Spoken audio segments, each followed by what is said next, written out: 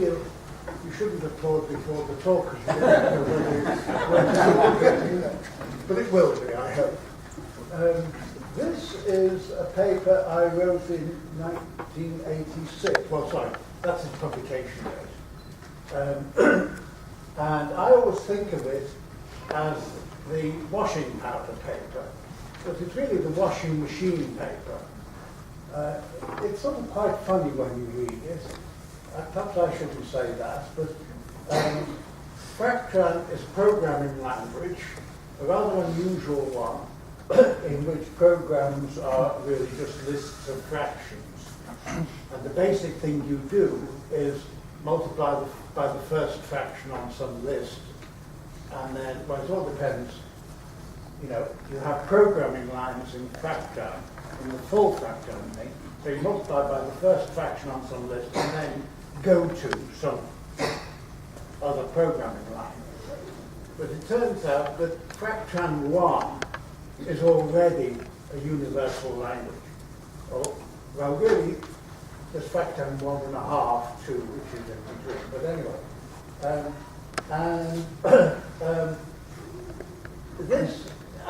let me say what this talk is really about. It's not about Fractran. It's about the Collatz problem, with the 3n plus 1 problem. There are several claimants to have invented, or to know who did invent this 3n plus 1 problem. I deem, the successful claimant is Lothar Collatz. There's no point in really trying to find out the true history. And Collatz is dead, so we can't ask him anymore. But at least he made some kind of claim to invent this. I suppose most of you will know the problem. You start with a number. If it's even, you halve it. If it's odd, you multiply by 3 and add 1. And then you keep on doing that thing. And the Collatz conjecture is that you eventually end up with 1. And when you get to 1, well, 1 is an odd number, so you multiply by 3 and add 1. That takes you to 4. Then you halve. You get to 2, you halve, you get to 1, and you go round in a cycle. 4, 2, 1, 4, 2, 1, 4, 2, 1. I have written I was obsessed with this problem for really quite a time. And I suppose some of you have also been obsessed with it at some time. I know one of you, is he here, Jeff? Anyway, oh yes, Jeff has been obsessed with it, I think, because he wrote a book about it. In which, by the way, I'm really annoyed with you, Jeff. He copied this paper, except that he didn't put these this sort of star bit around the word free. And I think that's an essential part of the paper.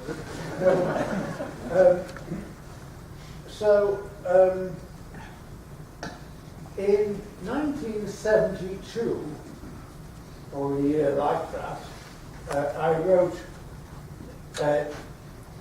my first paper prompted by the Collatz conjecture, in which I proved that there were things like it that could be undecidable.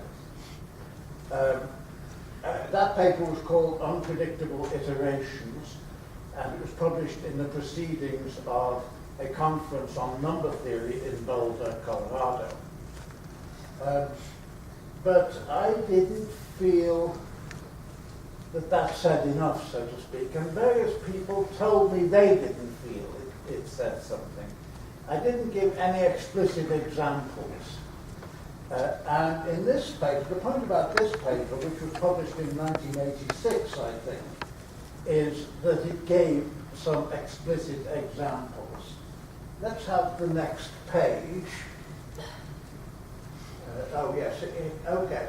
So some of you may have met the thing that's here called prime game.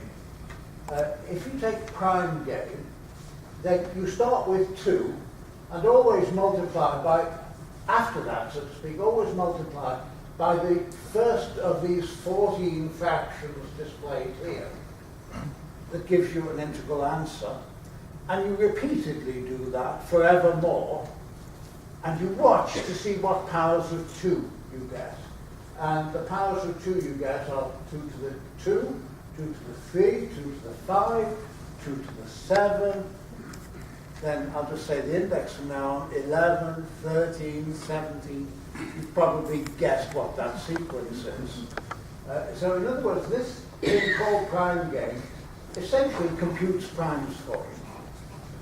You just repeatedly multiply by the first of those 14 fractions.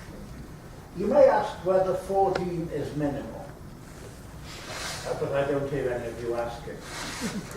Well, you lost your chance there. But anyway, I'll tell you, 14 isn't minimal. I had a master's student in Cambridge once, and I said goodbye to him. He was going back to the States, Cambridge, England, I should have said. And there was only one Cambridge, really. Never mind. And then later in the day that I'd already said goodbye to him, I went into Sainsbury's supermarket and met him at the checkout desk. And he said, "I'm glad I met you." And he reached into his pocket and he pulled out a strip of paper about 1/4 of an inch wide, 2.5 inches long. It had a list of 13 fractions on it, which I took to be the assertion that he could do this thing that prime game does with 13 fractions. I lost that slip of paper. It might have been bugged. These are really computer programs in the Fortran language. It might have been bugged, so I don't know that he really did, but let's grant him, the benefit of the doubt or whatever. However, I gave a lecture on this sort of stuff in Perth, Australia, and after I lectured, I went and logged on next morning and had a sequence of email messages from one Devin Kilmister, and these email messages, the first of them was dated 8 p.m. on the day that I gave the lecture, and it had a shorter list of fractions, and then the next one was 10:30 p.m., and he gave a still shorter list, and the last one was 6 a.m., and it gave a list of 7, no, not 7. I don't know how many fractions. It's 9. 10 pounds. But anyway, and he did the same thing. He computed primes, except that instead of the prime number appearing as the exponent of 2, it appeared as the exponent of 10.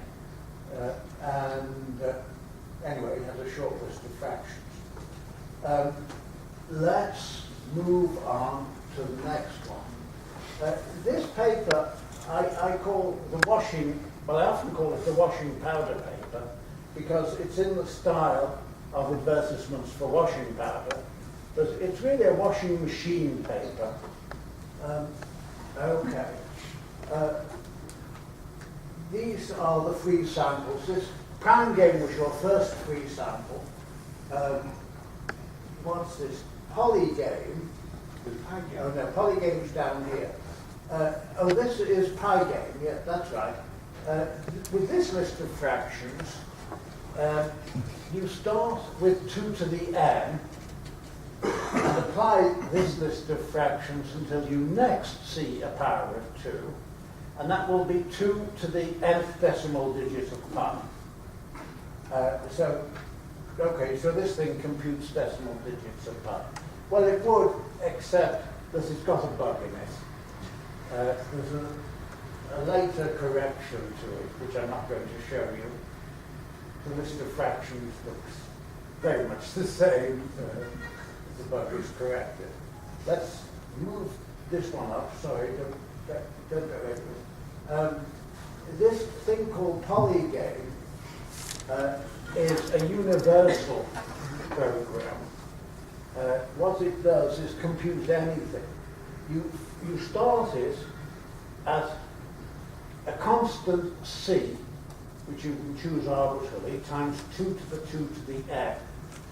And if you take any computable function whatsoever, then there's a value of the constant such that if you start it, which I'll call c again, if you start it at c times 2 to the 2 to the n, then the next number, well, and wait until it gets to another number of form 2 to the 2 to the n, 2 to the 2 to something else, then that something else will be f sub c of n.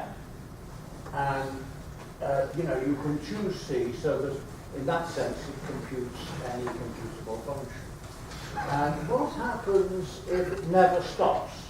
Or if it stops at a number that isn't of the form 2 to the 2 to the n? Well, we declare that f sub c is undefined in that case, f sub c of n, and then it computes all what are called partial recursive functions, which are functions that aren't everywhere defined.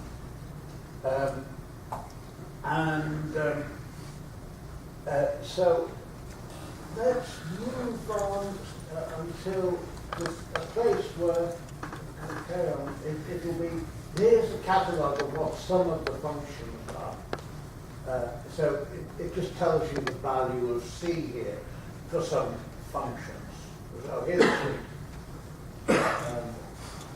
these are functions that aren't terribly interesting. So for instance, the function, the one called 0, arrow 0, is the function that's only defined at 0, and its value at 0 is 0. And that's function number 133. That's one of its numbers. It has infinitely many numbers and so on. Okay, let's move up a bit. This tells you what various functions do. Keep on.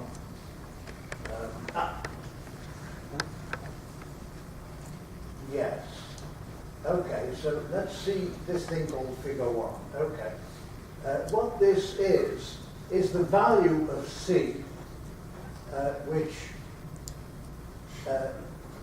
makes this, I think the fractions you see here, the typical entry is a power of 2. Typical summand is a power of 2, and it's 2 to the, a certain fraction times a power of 101 times something or other. And if you put that list of fractions equal to a program in Fractran to compute something, then this makes the universal machine, Polygame, imitate that program. And I think I made it, the list of fractions be the one for, I'm not sure what I made it be. Oh yes, but anyway, so, by the way, this is 3 to this gigantic sum up here, times 5 to the slightly smaller number, because if you look at this, it's still quite large, times 17 to a reasonable amount, times 23. These things at the end are telling you where to start the program. And anyway, that's it. So that's Fractran. Okay. Now, where are we? Okay. So one of those programs was a universal program. And, well, let's see. I think we go on to another paper. To the next paper.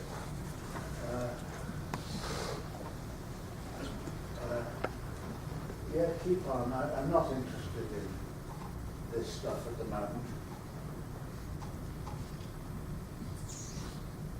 Oh, okay. So come down again.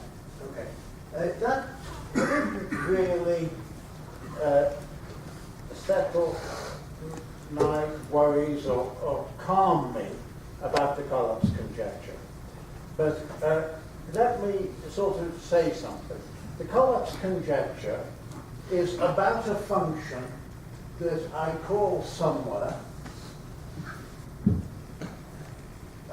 well, yes, let's move up until we see the collapse conjecture discussed. Okay. Okay. So here is the collapse function being applied to 7.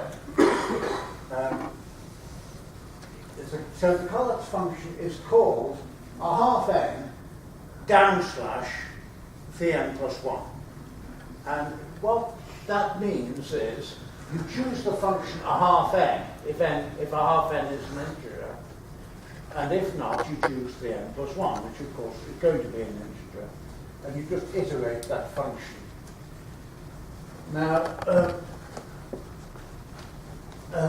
okay, so there we're applying the collapse function at 7 and checking that it gets to 1. Now and now here we're talking about the general collapsian function, which is you choose linear functions, g1 of n, g2 of n, and so on. And these are linear functions defined on the rationals. And by a linear function, I mean something of the shape an plus b, where a and b are rational numbers. That's what g1 and g2 and so on are. And you notice the collapse thing is, it's a half n, which is a half n plus 0, slash 3n plus 1, which is to form an plus b. So this is a straightforward generalization. I call the collapse function a bipartite linear function. It's got two parts, a half n and phi n plus 1, and you apply the first one that works, so to speak, that's available. And if none of them are available, you stop. Okay. And now, the things like the things I was discussing a bit earlier. Oh, by the way, this paper, yes, is a recent paper. And this is the one that finally settled my doubts about the collapse conjecture. Let me tell you what I believe about the collapse conjecture. I believe that it's what I call unsettleable. But by that I mean that the axioms of set theory, the Zermelo-Fraenkel axioms, for those of you who know what they mean, do not contain a proof of the collapse conjecture, nor do they contain a disproof of it. That's what I believe. I believe it really quite firmly now. It took me a long time to make up my mind about that, from 1972 really to 2000 and perhaps 13. I really believe that the collapse conjecture is one of those things. It's an arithmetical statement, fairly simple in structure, and it doesn't, neither it nor its negative is a consequence of the Zermelo-Fraenkel axioms. And what about the Zermelo-Fraenkel axioms? They're the sort of fairly standard axioms that have now become a basis for mathematics, although Fraenkel didn't have a great deal to do with it. He only invented one axiom. Zermelo didn't really intend them to be thought of that way. It's quite interesting. Zermelo was defending his mentor, Cantor, against various charges, particularly the question of the axiom of choice. Well, never mind, that's a rather complicated story to take quite some time. But Cantor said the axiom of choice implies the well-ordering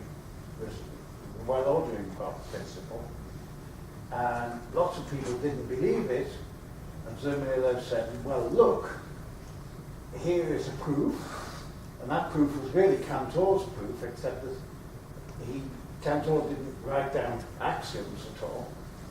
Zermelo said, here are some principles, all the principles that Cantor used, and if you disbelieve Cantor's well-ordering theory, you better say which of these principles you're not adopting. And they all seem pretty obvious principles. Anyway, that's that. Well now, in 1931, Kurt Gödel proved that there were simple arithmetical statements not deducible from any consistent set of axioms capable of talking about number theory.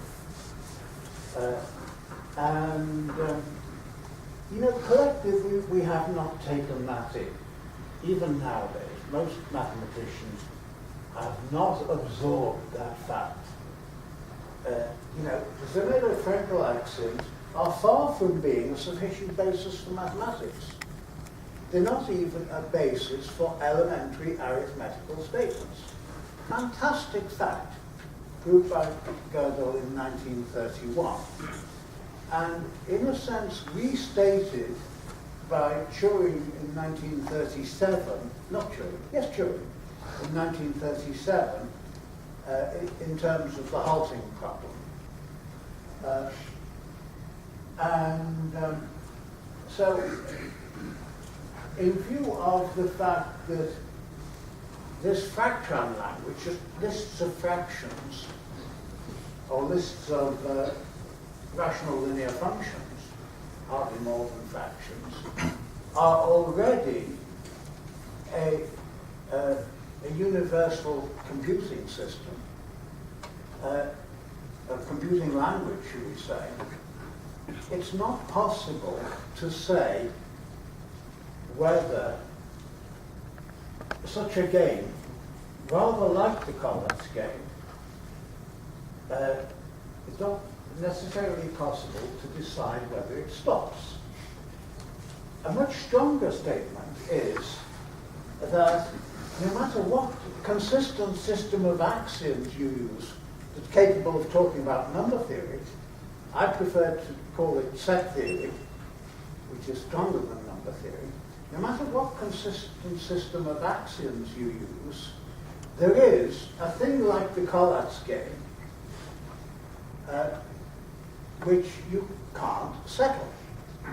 I use the term settle, which has the word set in it, you might notice, to sort of hint that the kinds of axioms I'm really thinking of are the axioms of set theory. I give somewhere, let's have the next page, probably here. Here is a list of fractions. I hope that's the right one. Yes. Here's a list of fractions. I think there are 23 of them, if you count it, with the following property. If you start the corresponding game at some integer, well, some integers it stops. Some other integers it doesn't stop. Okay. But no matter what set of axioms you have, there will be some integer such that it never stops at that integer, but that assertion is not derivable from your list of axioms. It's a true assertion, at least it's a true assertion if your list of axioms is consistent, but there's no proof of it from your list of axioms. Now this is very like the Collatz game. You know, it's just, the functions, by the way, are this fraction here times n plus 0. So just this fraction times n. So it's like the Collatz game, except that instead of 2 rational functions, we've got 23 rational functions. But you also have the opposite conclusion. Collatz said you always wind up at 1. And he would say the opposite. Yeah, well, what I say is, well, if somewhere, I think this list of fractions, let's see this list, it doesn't differ very much. It just has the fraction a half appended at the end. The previous list computed a function of the form 2 to, I mean, compute a function, a number, stop as a number of shape 2 to the 2 to the n or something. Well, this one, 2 to the 2 to the naught is 2. And so it stops at 2 if and only if your function had the value 0. And then when we add that fraction a half, it rubs off the 2. And so this list of fractions has the property I was just saying before, that there's some number, given a consistent set of axioms, any consistent set of axioms you like, there's some number such that this list of fractions, that game, never gets to 1, but that assertion is not derivable from your consistent set of axioms. And if this a set of axioms is indeed consistent, then its negative is not derivable either. So this is a case of a Colatsian type game, but now it's got 24 fractions instead of 3, not a big difference. A Colatsian type game with the property that it doesn't get to 1, and that's not provable. And it doesn't matter which consistent set of axioms you take. The same Colatsian game will have another integer that doesn't get to 1, but that's not settable. So this particular thing is really rather amazing. Now it should change the way you think about things like the Collatz game. If you think that the Collatz conjecture is true, and it's reasonably simple, and therefore it must be provable, well, that's really not justified. This is a thing like the Collatz conjecture. I'm afraid that it has 24 fractions instead of 24 functions instead of 2. It's very like the Collatz conjecture, and it's not going to. The assertion I made about it is not going to be provable, even though it's true. Okay, that should change your mind about your default opinion, so to speak, about things like the Collatz game. There's no reason why, if the Collatz conjecture is true, it should be provable. Or if the Collatz conjecture is false, that should be provable. Well, there is a reason, in a way, if the Collatz conjecture is false in the following sense, that there's a cycle, then that, of course, will be provable. You just write it down. However, that's extremely unlikely. You can estimate the probability of it because of, it's a very large cycle. It's very, very small. And as I remember saying, things with probability 1 Google don't actually happen.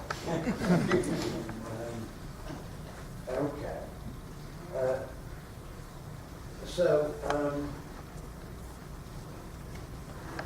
Okay. So now the question. So first of all,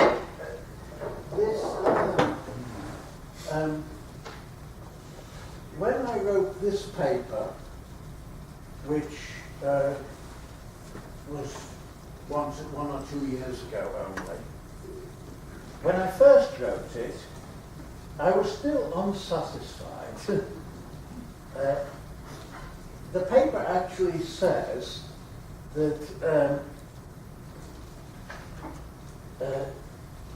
there's something like a small but positive probability that the Collatz conjecture itself is unsettleable.